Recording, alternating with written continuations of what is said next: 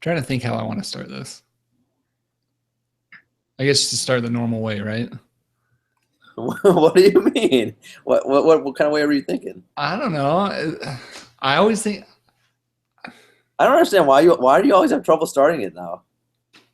I hate the way we start it. No matter how we do it, I hate it. Why? Like, did you? I don't know. Hold on. There's got to be a better way to don't stop this. I know I can't. Okay. I'm No, pissed. don't hit stop. I know I'm pissed. You Oh. made me start it though. No. It's you just cut it out. No, It's I know. okay. I'm a master at GarageBand now. Garbage, whatever you used to call it. Garbage band. Garbage band. You should be paying me for all the things that you've learned due to this podcast, I think. I've learned how to manipulate better. That's not Today, true. today at work, I told my intern, I said, you're awesome, dude. Keep it up. Keep it up. Was it true? No, he was horrendous. Like, he did such a bad job. I will never use him again. Well, but maybe he'll do a good job now. No, he was basically like he was Tyler on steroids. Oh So no. a little better version of Tyler. He basically, I gave him an assignment. He came to me with like millions of questions, and it was just like, dude, just fucking get it done. So yeah, whatever. Whatever. Yeah. What? I'm glad that you gave him a compliment, though. That's nice. I did. So you just don't want to. I don't know. I'm just gonna do it, and I'll think about it later. All right. Whatever.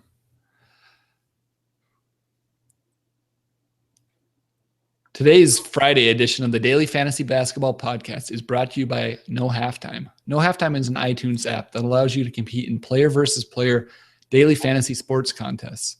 Use the promo code BBALL. That's BBALL for a free $25 at sign up. That's No Halftime, where the fantasy sports season never takes a break. And with that, Daniel, we are off. What's up, buddy? Not much, man. What's going on with you? I'm doing okay. How are you doing? Doing well. The Friday show is here. Yeah, you're doing better than our friend Manu Ginobili. Oh, dear. There's no question about that. Last night, I mean, I'm telling you, if you were watching games last night, you needed to wear a cup because it was just a dangerous night if you had a groin. If you were a man last night watching games, actually, maybe I guess it was gender is irrelevant, I guess, right? I think it was more so the people that were playing in the games were having trouble with the groin injuries. No, that's not true because I got texts from a couple of my friends too who went out last night. They were like, "Oh man, I got elbowed in the groin at a bar." Wow. Yeah, it was just all around everyone. Rampant everywhere. Yeah. Well, I don't think anybody had it worse than our friend Manu. No. In case you haven't heard yet, Manu Ginobili is out 6 to 8 weeks, or 4 to 6 weeks. Excuse me. He underwent surgery on Thursday after suffering a testicular injury on Wednesday. So there aren't a lot more details than that, and that's probably, I guess, for the best, wouldn't you say? I'm not sure how much we can and can't talk about this on the show, but like, what do you imagine? What do you think happened? Like how? Because when I first heard the story, and I watched the play, I only saw it once, so I didn't watch it in slow motion. I'm not sure. Maybe after the show, I'll try to do that. So I don't know exactly, what happened. Was it did the tippy, the real pointy part of the elbow did that go into the balls? Can we say balls in the show? I don't know if that's the medical term for it. Well, I'm just gonna go with balls. Manu's quote afterwards or today was, he said, "It wasn't my best day." That makes sense. Yeah, I mean, it's just, but like, what the surgery to repair the testicular injury went well. Dear God, can you imagine that didn't go well? Yeah, that was tough. Too bad. I mean, because when it happens, you never think of testicular surgery is going to need to take place when you see a groin injury or an injury in that region, right? You just think that guy's going to hurt for a couple seconds and he'll bounce right back. So that was shocking. I thought it was a joke. I thought it was a joke when I saw it on Twitter today at first. So Apparently, he took a knee to the groin, not an elbow, from it's a knee. Pelicans forward Ryan Anderson. Poor Manu. Apparently, everybody knew. They said in the post game. I'm just reading credit to Jeff Stotts, who in his website instreetclothes.com, he writes about every NBA player's injury or most of them, and he tracks all of them. He did a nice write-up on Manu Ginobili's testicular injury. How many times do you think we can say testicular in this show? I think. I think we're at 6 or 7 already. I think the over/under would have been 7, but I think we're already going past.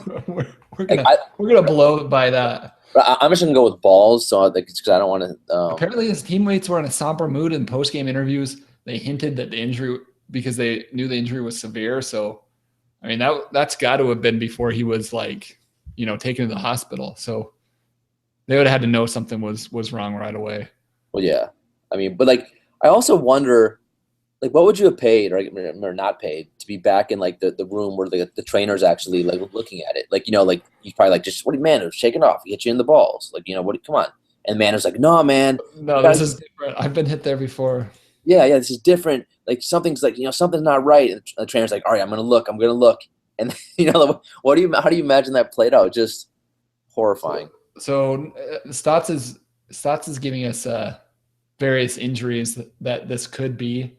The normal one, which is what you're basically saying, is pain in the area, nausea, but more serious in severe cases, a traumatic hydrocele can develop if excessive fluid builds up in the scrotum. Swelling is caused by damage to the main veins.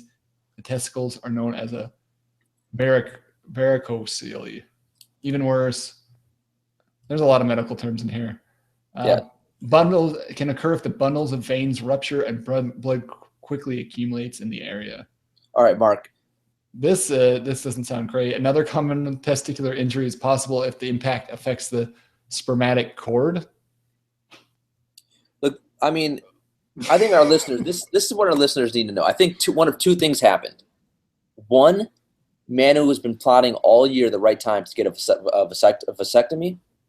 And this was the perfect opportunity to do it. So I think maybe he kind of did that. And that's what the surgery was. Although I don't know if that's if you need to can't play for 4 to 6 weeks after you get that type of surgery. Or number 2, that ball got popped. That's basically, I think, what I just read about, even though I didn't know most of the words that I just read. I like my explanation better. They're just the ball got popped, which is a horrifying thing to comprehend. This is not the first testicular injury in the NBA. Detlef Schrempf missed 3 games in 1996-97. Sean Bradley missed 3 games in 97-98. And John Starks missed two playoff games during the 2001 postseason. But none of them needed surgery, though. None of them, just 2-3 games. Yeah, this is the first surgery. Yeah, that's rough. I actually had a friend in high school who was playing soccer and took a knee. Basically, 2 people running full speed at the ball took a knee, and that I don't think he needed surgery. Although I think he went to the doc. It was pretty serious. He went to the doctor. He had to have an ultrasound. There was a lot of swelling, and it was weeks before he could walk correctly. Yeah, when I was in high school, there was an urban legend that a guy, I think when I was a freshman, he was a senior. There was an incident on the soccer field again where this is, listeners, warning, if you don't want to hear something gruesome, just cover your ears for a couple seconds. He was the goalkeeper. So he was diving to save a ball, and his testicles got caught in the net. Oh no. And one of them ripped off. So he lost a testicle. Not the soccer ball. I think that was okay, but he lost one of his. Thank goodness for that. Yeah. So just this show has taken a weird turn, man, for a Friday show. I'm not gonna lie. But yeah. So Manu, my dog. I was telling my dog. Our condolences to him. Yeah, I guess my dog just got neutered, so my dog, was all into this story as well. He feels bad for me. He feels bad for Manu, but It feels a kinship to Manu, I suppose. It does.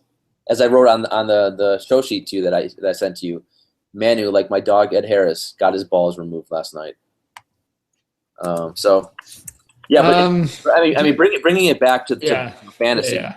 As much as we want to joke around because it's not a funny, but it's a rare injury. I think it does have a little fantasy impact. I mean, Manu was playing tremendous this year.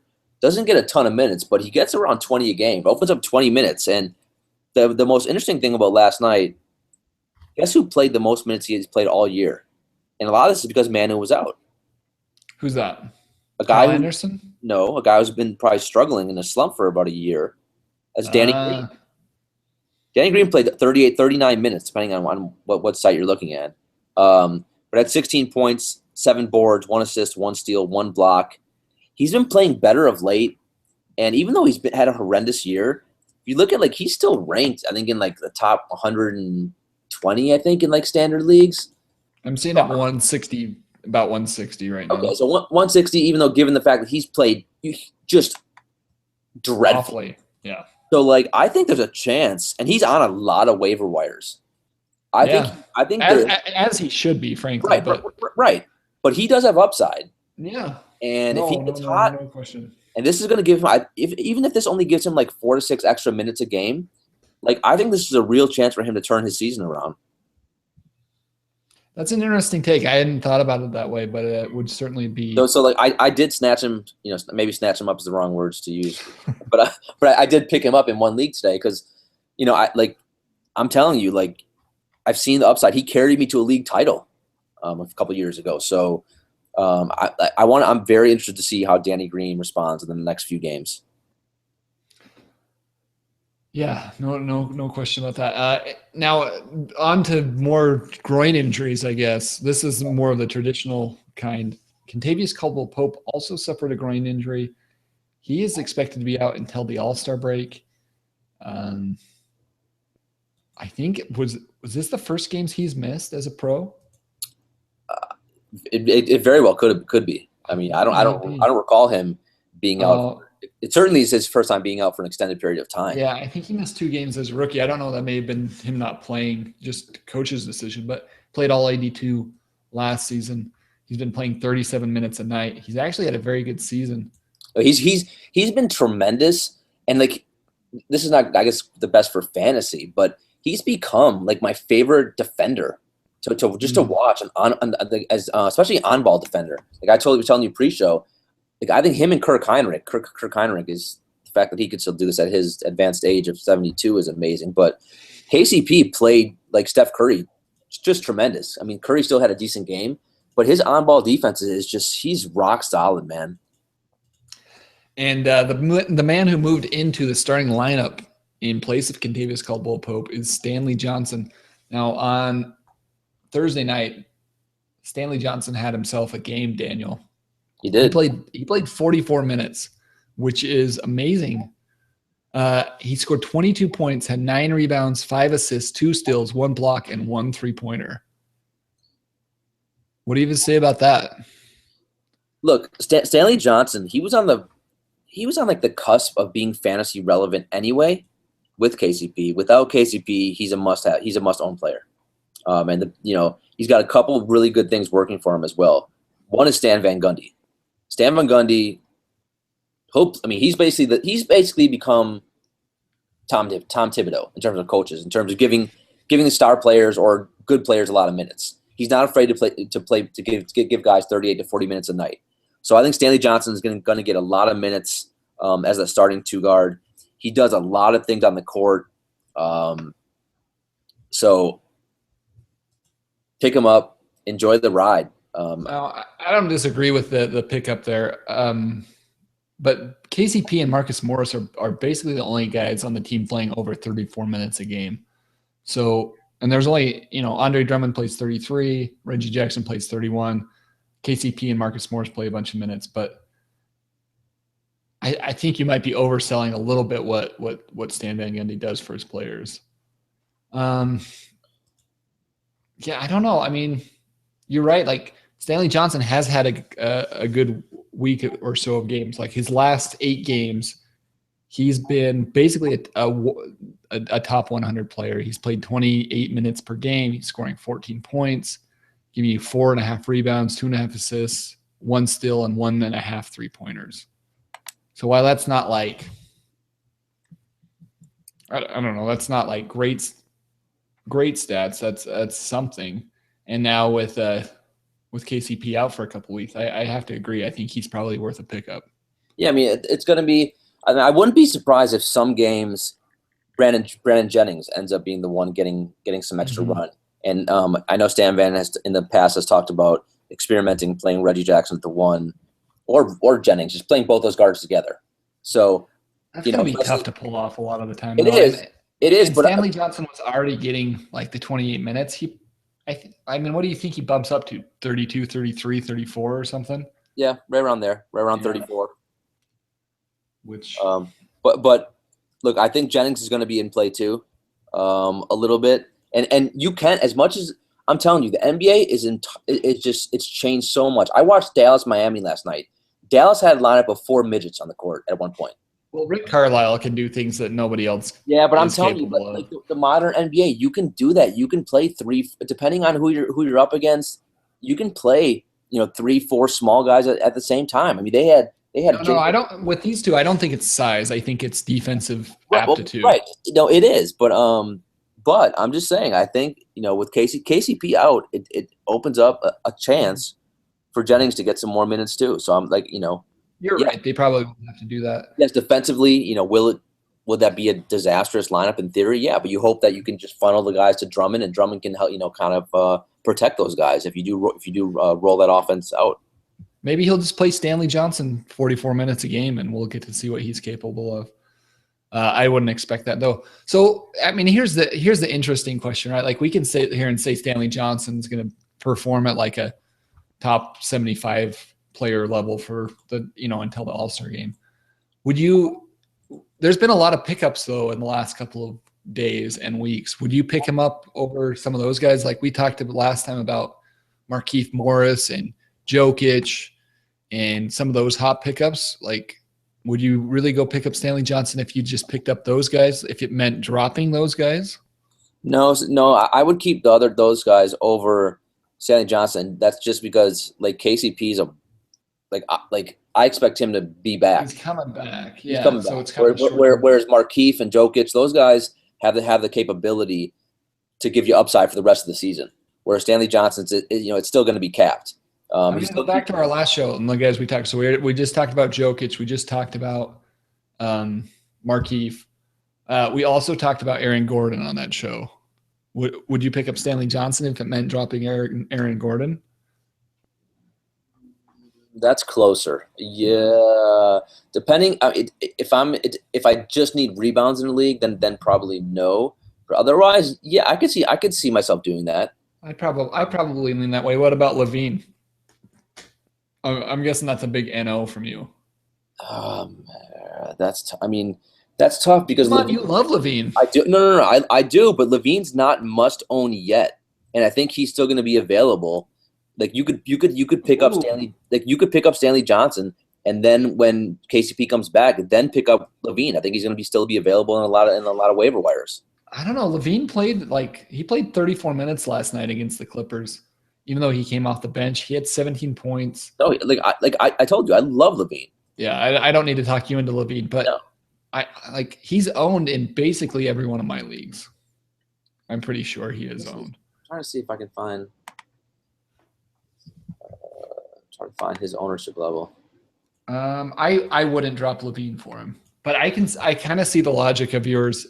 You're being a little risky there. Yeah, I mean, and that's the way that I basically play in almost all my leagues. But see, for me, the playoffs not really worth it. Like I want Levine for the playoffs. I think Levine's going to be worth more in the playoffs. So, and I'm going to make picking up Stanley Johnson isn't going to be the difference in making the playoffs or not for me. Right. So I'm going to make sure I have Levine. What about this? Is I think going to be the most interesting one, and it probably says more about the player that we're talking about dropping than it does about Stanley Johnson. What about Archie Goodwin? I think it depends entirely what you think about Archie Goodwin. Yeah, that's a tough one too. I mean, I would say again, that some of that's based on need, right? I mean, I think if you need assists, I'd stick with Goodwin. Otherwise, I mean, if you want to go Stanley Johnson, I'm fine with that too. I guess I would lean Goodwin. I'm pretty definitely leaning Goodwin, I Yeah, think. I'm leaning Goodwin there. Just the only thing that worries me is the Brandon Knight thing, and And we found out Brandon Knight is out at least until the All-Star game. right, which that was a given. The fact is he going to come back? Speaking of groin injuries, right? Isn't his a groin injury? Yeah, actually, I don't even know what is it? Is it a groin? I'm fairly sure it's a groin. I thought it was a knee, but you could be right. I mean, groin injury. Yep. Huh. So does he? So maybe he has what Manu has. They just didn't report it. Oh my goodness. I'm excited to see what you title this episode of the podcast. Oh, it's gonna be something crazy. Balls to the walls or something. I mean, something. Yeah, it'll be something clever. All right, so let's see. That about takes us through, but I think there was one more on the list. Devin Booker. I think I'm keeping Booker. It would have been better if this happened last year, like during when the Tom Brady New England deflated balls thing, because then I could have been like something with that. I could have played like a pun. This is all you're going to be able to think about now, right? Yeah, you should not have mentioned that. Yeah. No, Devin Booker or Stanley the Manly Johnson. I'm still going Booker with that one too. And my reasons for Goodwin and Booker over Johnson would be just because I think those guys are going to give you value for the rest of the season. Whereas again, Stanley Johnson's only going to probably be for 2 weeks, where he's going to give you a pickup. So, but it's not. But if you picked up Stanley Johnson instead of those guys, it's not crazy. Like those guys aren't. I could see you doing that in the right scenario. I mean, but I would lean to those Phoenix guys. What about you? Yeah, I agree. Actually, I think the only guy that we talked about, as much as we're sitting here pounding the desk saying go pick up Stanley Johnson, the only guy of all those pickups that I would think about dropping him for I would drop Aaron Gordon for him.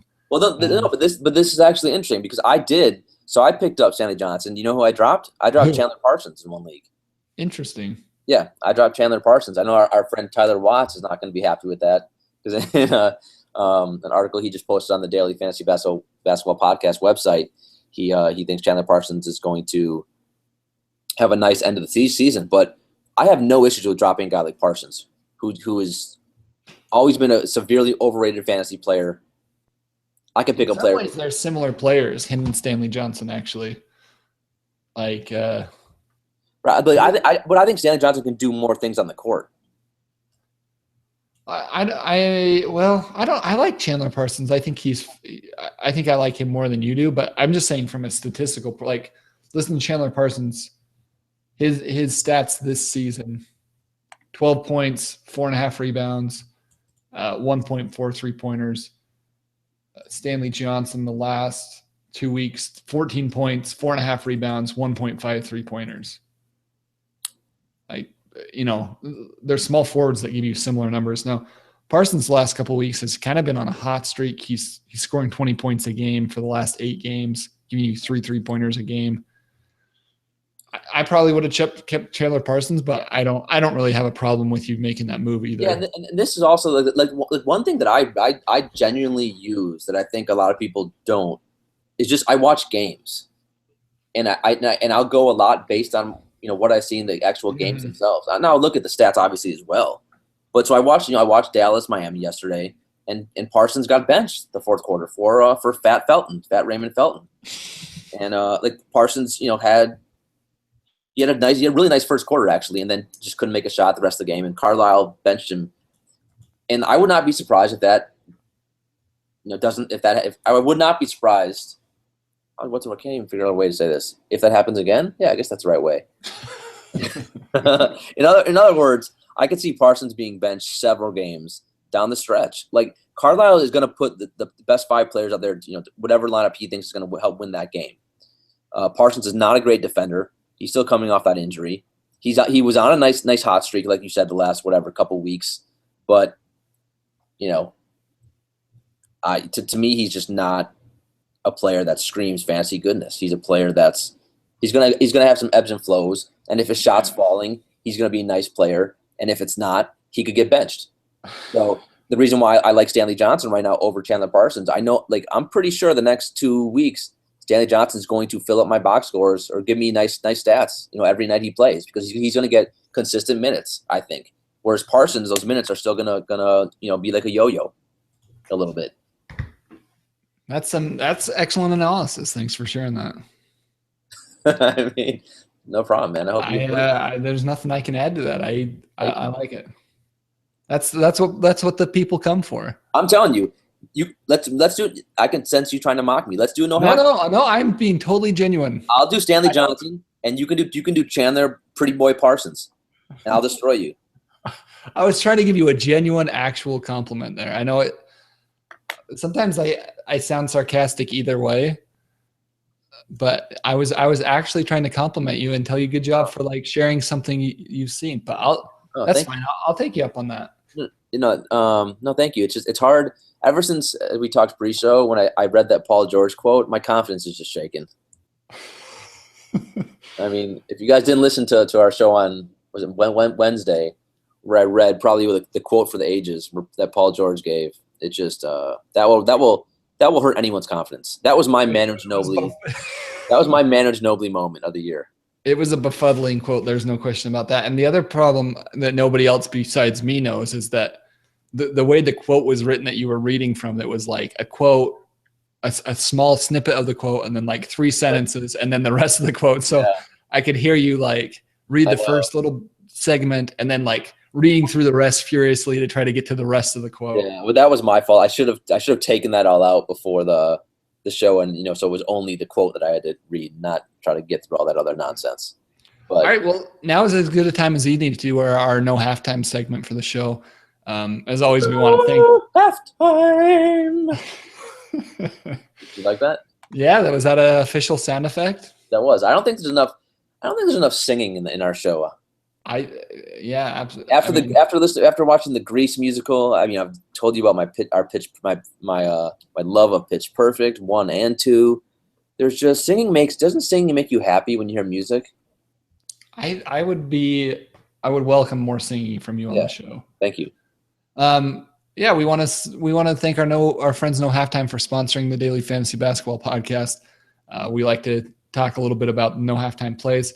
The one that the battle you and I are currently in, which unfortunately we couldn't actually play on No Halftime tonight due to Daily Fantasy Sports Law, because they were playing in a game versus each other. But we have a week-long contest going with Clint Capella and who's the guy that you like, Alex Len. This is the battle of the ages. It is two gladiators going at it against each other. You have Clint Capella because for some reason you think he is Whiteside and Gobert combined. I have the new legendary stretch 4 in the league, Alex Len. And let me tell you something. I am destroying you. You keep mocking me for Alex Len. Let me give you – and Capella's had a decent game too. Let me give you Alex Len's line. This is tremendous, Mark. 23 minutes, 12 points on 5 of 11 shooting. Is this game over yet? No. 6 minutes to go. 18 rebounds, Mark. And two assists. And is this true? I'm not seeing the same numbers as you. I feel like you're making up stats. No, I'm not. 2 assists. I'm seeing 16 rebounds. I have 18 right now. I'm using the NBA app on my iPhone. So 18 rebounds, 2 assists, 1 steal. I've got him a little lower than that, but he's having one of the best games. It's too bad that we couldn't count this in our challenge versus each other.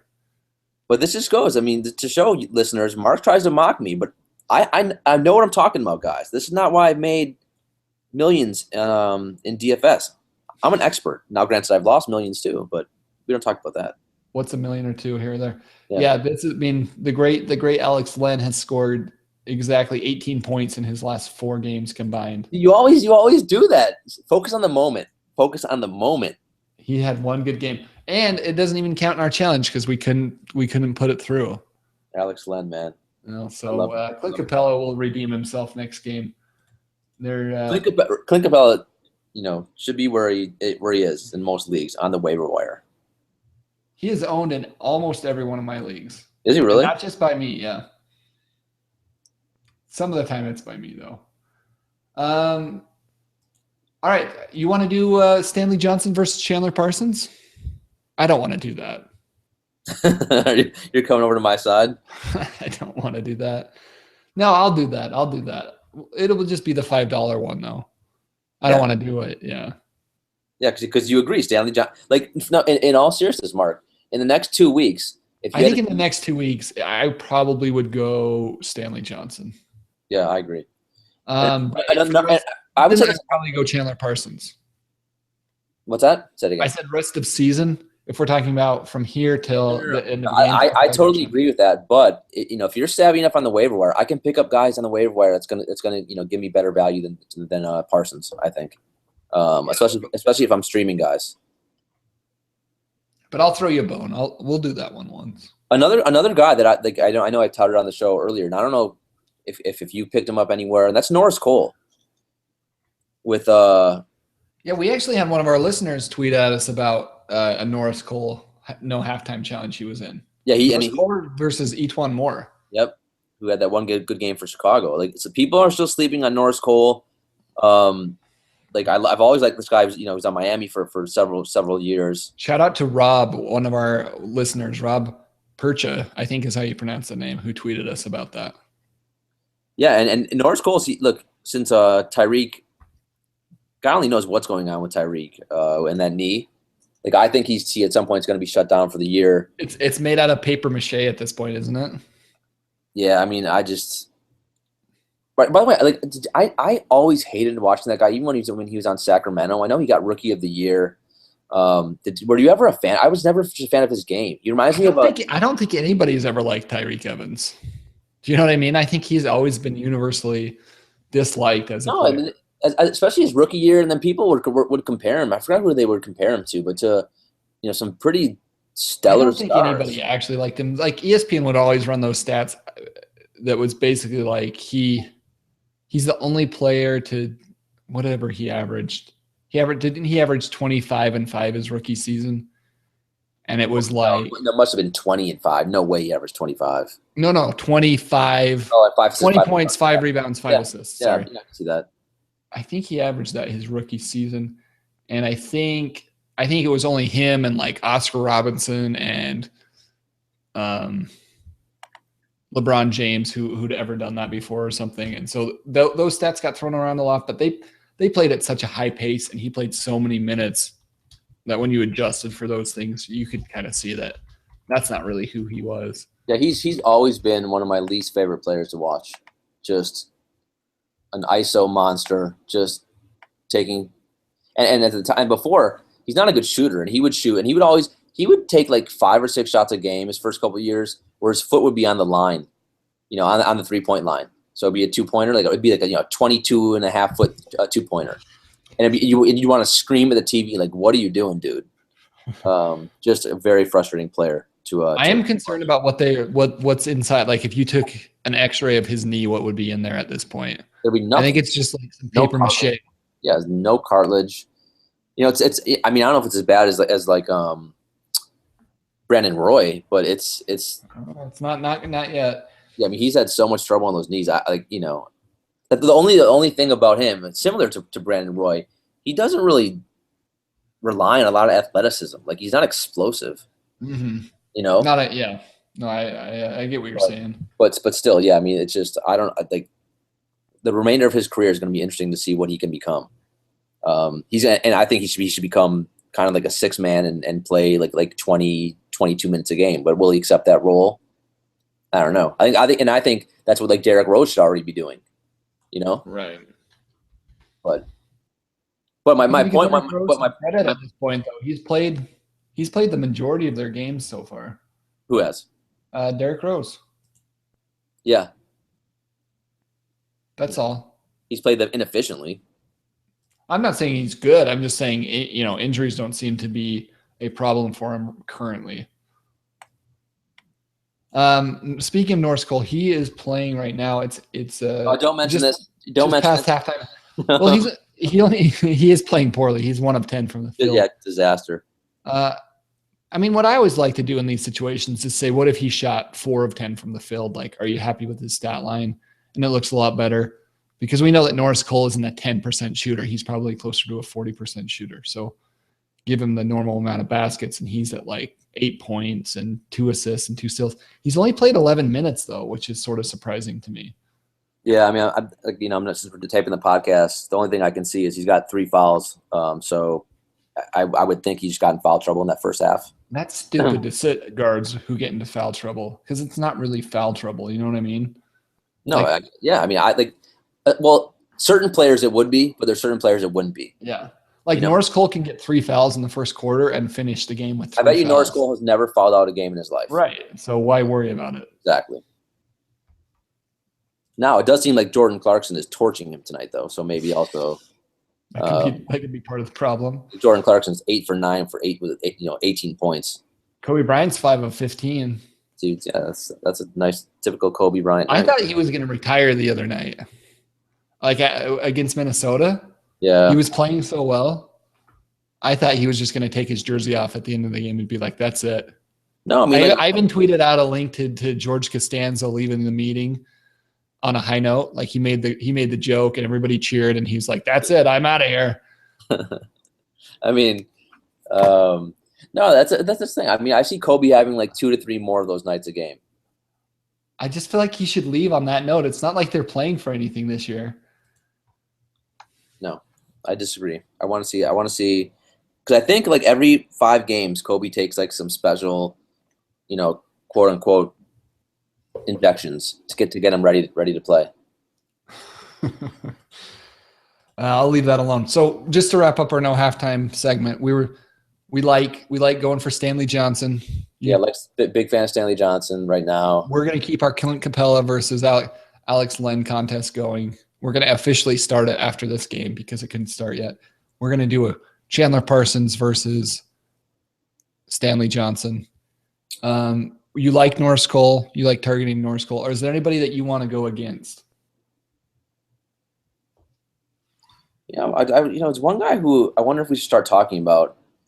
I don't know if this is, we can do it in no halftime. That's Corey Brewer, who has now basically been starting the last week or even a little bit longer than that.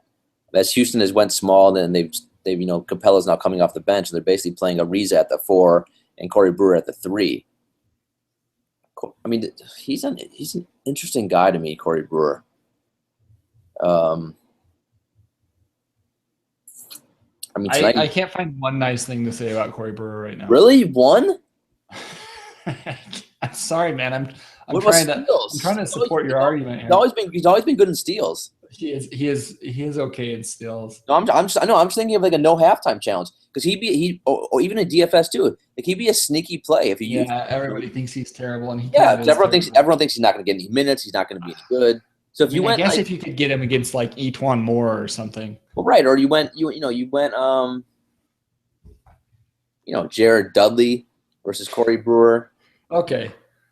Even like a Tristan Thompson versus Corey Brewer. Ooh. Tristan Thompson stinks. Come on. He does stink. He's going to get rebounds and that's it. Corey Brewer stinks. I mean, Corey Brewer's not great, but he's getting a lot of minutes right now. And his season average is he's averaging 7 points, 2 rebounds, 1 assist, and 1 steal in 21 minutes, shooting 37% from the field. It's You want to know what he's doing tonight? He's actually had a pretty good game tonight. 21, pretty good, dude. You're pretty hard on Corey Brewer. Pretty good for Corey Brewer. 21 points, 8 for 10 from the floor, 2 for 3 from 3-pointers, and 4 steals.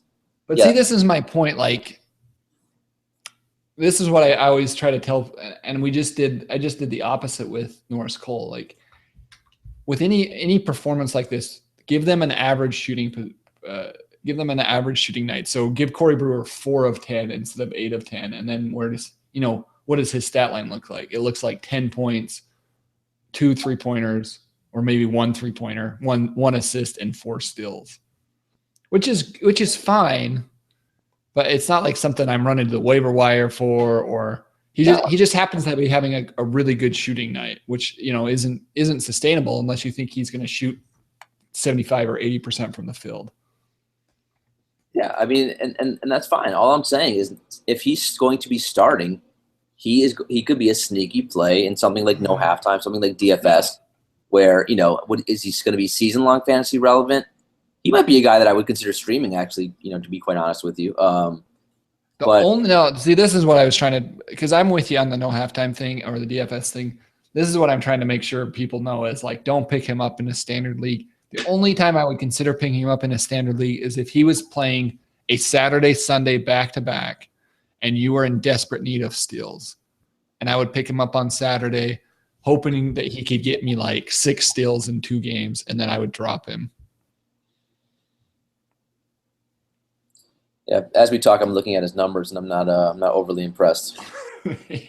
He's had a poor season. But I always have been a fan of him, even back to his Minnesota days, because he's just a fun guy. He's a fun guy for me. I've always liked watching. Super fast. Yeah, he brings so much energy.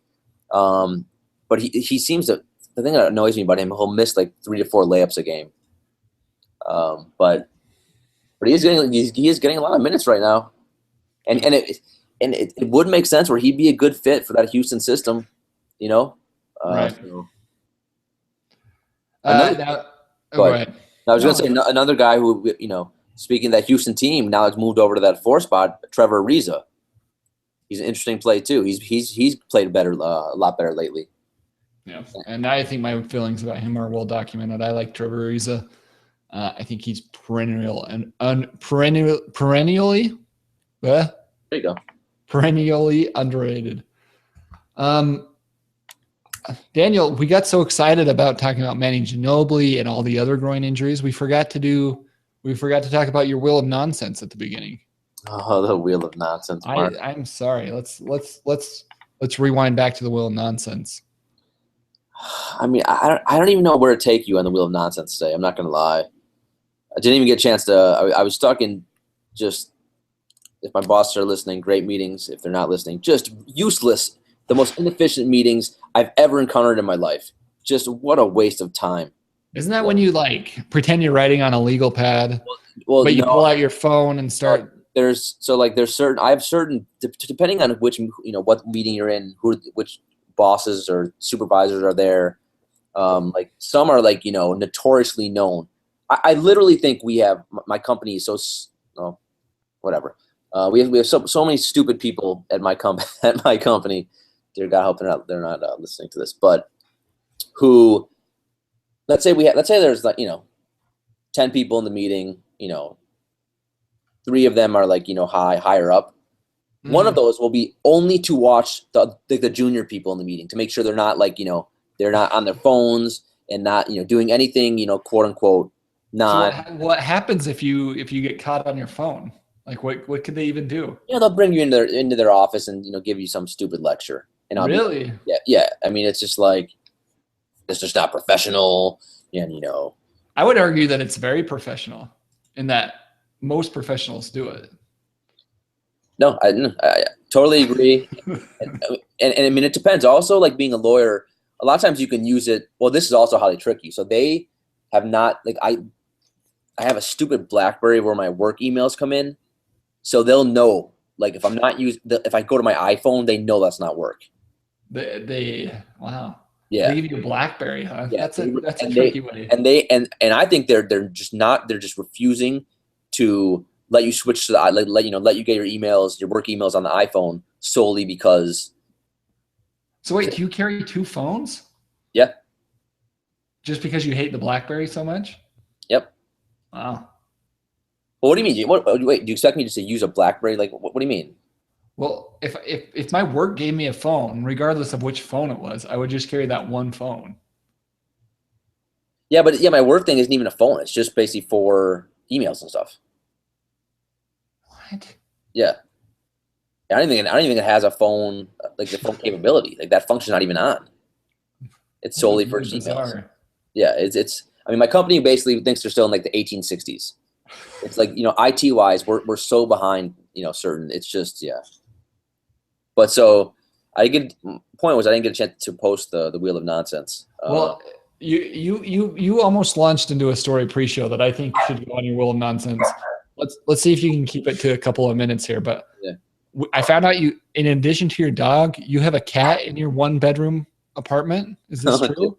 Dear God, you make me talk about this one on the air. Oh God, yeah. So I have. You have a cat that you don't really know if it's still in your apartment or not. It's just roaming around, maybe. I have a cat, right? So as we've explained last show, because when I became a cat, but yeah, I thought you got rid of this thing, but no, it's still no, lurking I around still your have, apartment. yeah, she's alive and kicking. She's like 13 years old. So I was very nervous when I got my dog because obviously cats are they become very set in their ways and they do not like change at all. So one reason why I put off getting a dog, one, I just didn't have time at my old job at my firm, but other is like my cat's scared how my cat would react. So what I did when I got my dog is I kind of used a gate and blocked off my bedroom, so my dog couldn't so that room would be like a safe haven for my cat. And that's also where her litter box is. I put her food, and stuff like that. Mm-hmm. Now this becomes an issue though when you want to sleep, right? Because like I want to sleep in my bedroom. So once and I want my dog gets to sleep sleep with me in my bed. So I basically like when nighttime comes, I'm going to sleep. I have to sleep with your dog in the bed? Of course. Yeah. Oh my gosh. What do you mean? You know how many women I've kicked out basically and said when they've complained about like having my dog in there? I'm like, yeah, then you're going to the couch, young lady, because my dog is this is my dog's house. Oh my gosh, isn't that filthy? That seems filthy. I don't know. I mean, no, I don't think it's that filthy. I think I think most people listening tweet us. Do you or do you not sleep with your dog? Actually, I should do a Twitter poll on this. I think most people sleep with their dog unless they're like a hygienic person. Yeah. Well, yeah. I mean, you don't even like your dog, right? So I guess you wouldn't sleep with your dog. I would never sleep with the dog. No. Well, like, so if your dog tries to jump on the bed, you just don't let him? What do you mean? Yeah. Yeah. Yeah. So I'm kind of like, I guess the difference would be that I'm kind of in charge at my house of the animals. Yeah, no, Ed Harris runs my house. Oh, okay. Well, that whatever he wants to do, he's going to get. Yeah, no, I absolutely let him sleep in the bed. Anyway, go on. Let's finish the story. No, I'm basically done with the story. But like I have to transform. So where do you make the cat sleep? Well, no, she can sleep wherever she wants. So she can sleep in the bed too. It's just like whoever. Yeah, but so like it's just a pinks every night. You're basically Dr. Doolittle over there. Well, you idiot. No, I'm not. It's just every night I have to take the litter box because the problem is my dog also likes to eat, and people who have dogs and cats know this. Dogs like to eat cat litter. Dogs like to eat anything. Yeah. So literally. So at night I have to I have to move the cat litter out of my bedroom and put that in a new spot. It's just. Wait, why do you have to move the cat litter? Because my dog. Oh, so the dog doesn't eat it. Gotcha. Yeah. So it's just like it's basically like 8 things have to happen when I go to bed. It's like a 20-minute process of moving things around. It's a pain, man. Yeah. That's the one thing. Idaho. There's plenty of space in Idaho. No, I'll pass. I mean, like, what's the lady situation like in Idaho? I found a lady to marry me, so. Yeah, but you didn't meet her in Idaho. No, that's true. Like seriously, what's the single scene like in Idaho? I don't know. I haven't been single in Idaho. Find that out for me. I mean, what's like a typical Saturday night in Idaho? Like, what am I going to go? Is it like a lot of religious girls out there? Or? I can't say that I know. Also, you've seen my personality. Like, you think a guy, like kind of a metrosexual guy who likes Pitch Perfect's going to do well with some Idaho women? I think I'd struggle, man. I think it's less farmersonly.com than you think. Yes, yeah, Boise's a fairly big city. Yeah, maybe. I'm gonna go downtown. It has clubs and bars. I think. I don't know. Wait, so do you ever go out anymore? No, you don't understand this. But once you have children, like you don't leave the house. But don't you occasionally get like a babysitter? Then you'll take your wife out to dinner or something, or no? Yeah, we do that occasionally. I just googled single women in Idaho. Oh dear. You go on spark.com. This is getting off the rails here. Um, all right. Well, thanks for sharing your will of nonsense. One of these weeks, you're going to actually have to like do your will of nonsense the right way. Because one week you ran the poll and you didn't even care about the results. This week you told us you were going to run the poll and you didn't run the poll. The funny part was when I ran the poll, I did like the option that got the least amount of votes. Right. I mean, next week, you know what I'll do? Because I keep getting lots of tweets about people want to know the status of Urban Outfitter Girl. And I felt that wasn't an appropriate story to say in the air. But let me give it some thought. Maybe next week I will reveal what happened, because Mark knows the funny story that occurred the morning after that. When I revealed on the air the latest update to Urban Outfitter, right? Remember what happened the morning after? Yeah. I received a text at 6 a.m. from one of the ladies who listened to the podcast. So maybe on next week, Mark, I will give listeners, the update to that story, because it actually had it's somewhat of an ending, I would think. Definitely an ending. Yeah. But just a warning to listeners out there. Sometimes your lady friends, they may listen to the podcast and catch you off guard, and then bad things will happen. So yeah, let's get back to basketball, man. Let's get back to basketball. I'm like sweating over here now. I'm like, what's going on?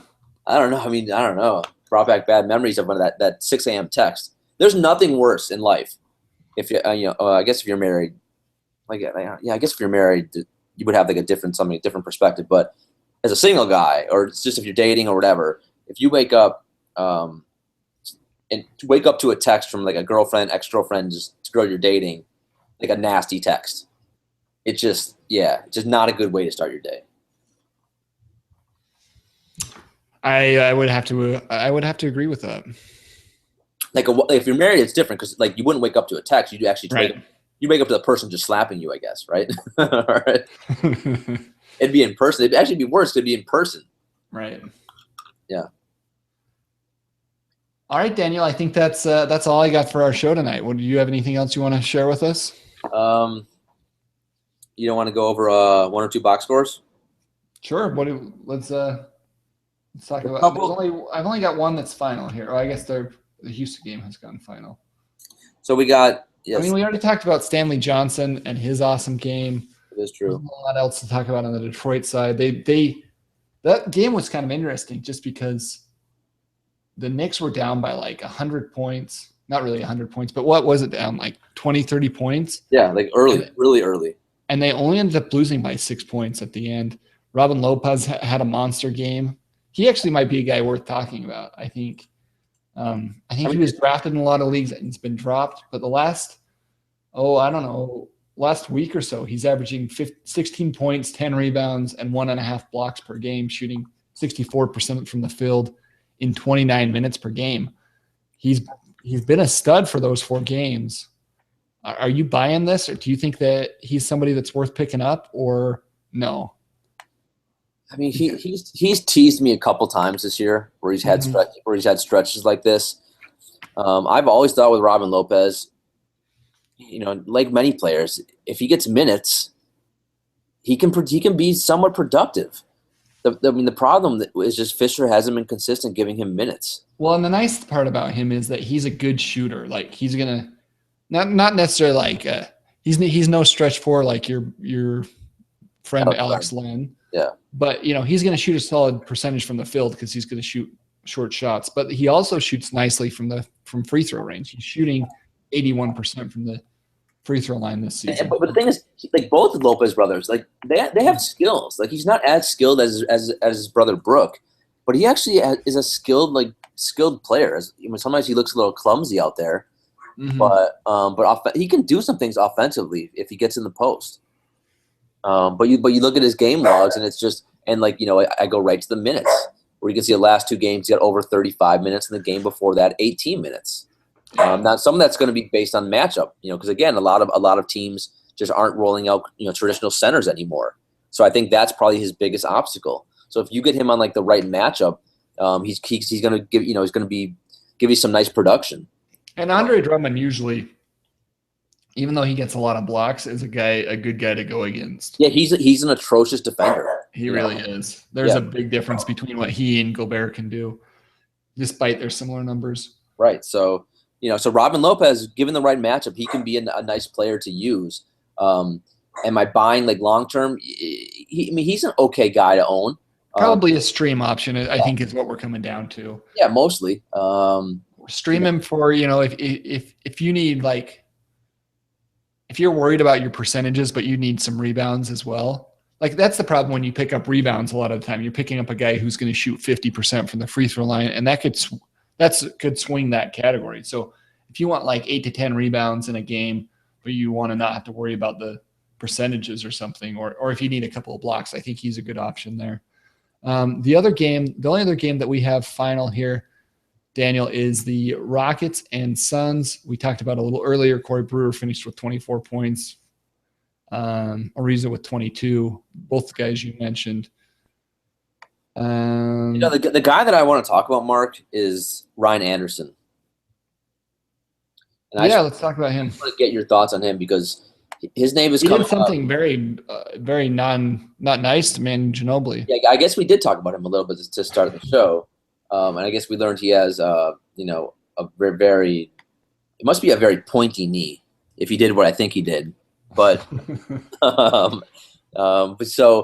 a lot of talk about him around the trade deadline. That I know a lot of teams want him to be there. He's kind of the ideal, stretch four. So I just don't know what to make him. I don't know how much to value him. I have him in a couple leagues, and last couple of weeks he's been on really nice run for the Pelicans. I mean, you're not dropping him, especially this close to the deadline. No. This is all about. This is not about dropping. If you should own him, he's a player that obviously should be owned. But in terms of like, where do you value him in terms of, I guess just for now in the rest of the season, then if you wanted to unload him, because I don't want to own him, quite honestly. And I think people are overvaluing him. And I just want to see if you think that's the case as well. Because I want to try to unload him on a couple of my teams. I'd value him like in an 8-category league rest of season. He's probably like in the 75 to 80 range as far as where he would rank. So what is that in a 12-team league? That's like a 6th rounder, something like that. Rounder, yeah, something like that. Yeah, I mean, it's just. I mean, I think he's going to give you, bad field goal percentage, good free throw percentage. Like, he's shooting 44% from the field this year. That's actually pretty good for him. Yeah, for him, that's great. He's giving you 17 points, which is sort of hard to find down that low in the 80th ranked player. Doesn't usually score 17 points. He gives you a bunch of 3-pointers, pretty good. He's going to be over 2 3-pointers a game. He's going to give you 6 rebounds a game, which is good but not great for a power forward. And he's not going to give you really anything else. Yeah, I mean, but I do think if he gets traded, I think those numbers come down. Like right now, he's on a team. Especially depends on where he goes. No, I think like if he goes to the Pistons, which is one of the places he's rumored to go. Yeah, I think he plays the same role. And I guess he could start for Ersan at the stretch 4. Yeah, I guess so. If he goes to Detroit, and I know Stan Van Gundy wants him because he played with Dwight Howard when Stan Van was coaching Orlando, so I could see that. But I think other teams, like I know Miami's interested. I think those numbers would take a hit. Yeah, certainly. So, he is a guy that I am looking to actively trade in a couple leagues, and I do think you can shoot high right now if you're trying to unload him. Because he's, at least from my experience, he's always overvalued. So, and lastly, the other two guys that I want to discuss real quickly are Clarkson and Williams for the Lakers. No, not Williams. Clarkson and Russell. And like, what do you think the Lakers are going to do down the stretch here post All-Star break? Like, I don't know, a couple of my leagues, D'Angelo Russell is still available. Do you think at any point he's going to become relevant, or just not going to happen this year? Yeah, I think for stretches, I think he'll have good stretches and bad stretches. So I think he'll be on and off the waiver wire for the rest of the season. I mean, because like when I watch games, he can You put can up certainly numbers. see that. You can certainly see there's flashes of brilliance there, but I just don't think with between the Kobe Bryant thing and the Lou Williams thing going on there, and the fact that he's a rookie and the fact that he doesn't really have a stable coaching situation, I just think it's going to be an inconsistent year of production. And I think there'll be years or games where you can pick him up and he's productive, and then there will be games or stretches where he's just not productive. Yeah, and I agree with that for the most part. But just in listening to, I listen to a lot of LA podcasts, and they are so, a lot of the, not only the fans and you know media people, they're just becoming so irate that Byron's not giving D'Angelo more minutes, especially letting him close out games. And I do know the Lakers, at least from the sources articles that I've read, they are trying to shop Lou Williams. If Lou Williams gets dealt, I do think D'Angelo is going to start with Clarkson the second half, post All-Star break, and I think then D'Angelo will become fantasy relevant. So just keep an eye on him. Yeah, keep an eye on him. He's a guy that I'm watching in a lot of leagues. In a couple leagues where I have actually, basically going to make the playoffs, I picked him up because I do think he's a guy post All-Star break. If he starts and starts, gets 30, 32 minutes a game, something like that, he could be a really nice player down the stretch. Yeah, and I don't know that I think his ceiling is all that high. Even if he gets a lot of minutes, I think it will still be inconsistent. It will be inefficient, and I don't think he's going to put up like big gross stats to make up for that. I think he'd be, if he gets that sort of a role, I think he would be the 100th best fantasy player, which is something you want to own, particularly in a deeper league. But I don't think you need to rush out to the waiver wire and stash him in hopes that will happen, particularly if you're already stashing somebody like Dennis Schroeder, who could be a top 50 player. I would definitely stick with Schroeder. But TBD, my friend. TBD. Yeah.